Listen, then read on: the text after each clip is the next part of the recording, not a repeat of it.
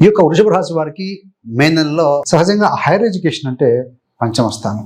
So పంచమాధిపతి బుధ గ్రహం, ఆయన 11 లాభ స్థానంలో ఉన్నారు, కానీ కుజుడి చేత రాహుతో బంధింపబడ్డం చెప్పవచ్చు.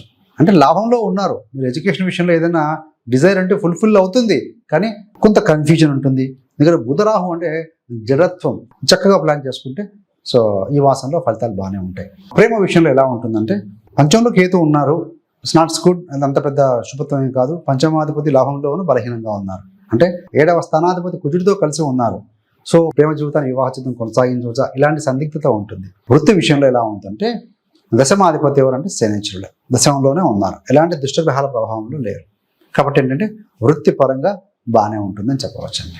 లాభాధిపతి గురుడు మే 1వ తారీఖు నుండి మీ యొక్క 9వ స్థానం మీద దృష్టి పెట్టారు. 9, 11 అంటే ధన యోగంగా చెప్పబడుతూ ఉంటాం. కాబట్టి ఏంటంటే వృత్తి ద్వారా రావాల్సిన ధనం ఏదైనా వస్తుంది.